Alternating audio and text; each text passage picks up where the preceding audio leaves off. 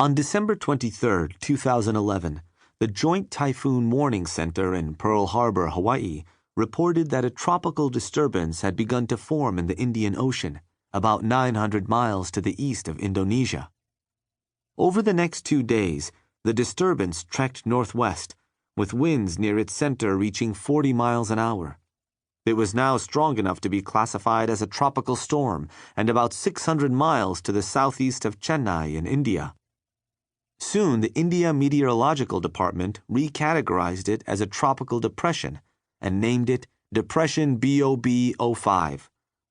Within the next 48 hours, Depression BOB-05 progressed successfully and quickly, first into a deep depression, then into a cyclonic storm, and after that, into a very severe cyclonic storm with winds reaching speeds of more than 100 miles an hour. By then, it had also acquired a name, Cyclone Tane. On December 30th, 2011, Tane struck the southeastern coast of India with the force of a Category 1 hurricane. EID Perry, one of India's major sugar producers, found its largest sugar factory in Nellikuppam in the South Indian state of Tamil Nadu directly in the path of Cyclone Tane. By the time Tane passed, it had blown the roof off the Nellikuppam sugar factory and wreaked havoc on the production machinery. It was estimated that it would take the factory at least 30 days to become operational again. Tane had also destroyed 4,000 acres of the sugarcane fields that supplied the factory.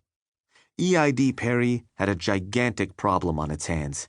It had to crush and process 10,000 tons of sugarcane. There was a further complication. Sugarcane, once it is harvested, begins to lose its juice content rapidly. Even a delay of 24 hours can cause considerable loss in cane weight because both moisture levels and the sucrose content of the juice decline dramatically. This short shelf life of harvested cane meant that EID Perry, with an inoperative factory, had no more than 10 days to finish processing 10,000 tons of uprooted sugarcane. It had been a long day for Paul and Mary Zimby, and after dinner, they settled down on the couch of their one-bedroom apartment, listening to soft music. Neither of them wanted to watch TV. Their first-floor apartment in the university's graduate student housing was inexpensively but tastefully done up. Some artwork on the walls, a lamp from a thrift store in the corner, and a colorful Guatemalan cloth covering the dinner table. The thumping started suddenly in the apartment above theirs, as it did some evenings. Tim and Becky, who lived upstairs, were also graduate students at the university and good friends of the Zimbys. They had all graduated from the same college together and had known each other for years. But both Peter and Mary found it strange that Tim would not go to the university gym to exercise and instead jump up and down in his apartment. And every day the thumping of the floor as he exercised would begin at the same time. Today, however, amid the thumping, they heard Becky screaming and sobbing. Peter and Mary looked at each other. They suddenly realized that what they had assumed to be the sounds of a man exercising were most likely the sounds of domestic violence. What should they do? Call the police based on suspicion and ruin a good friend's life?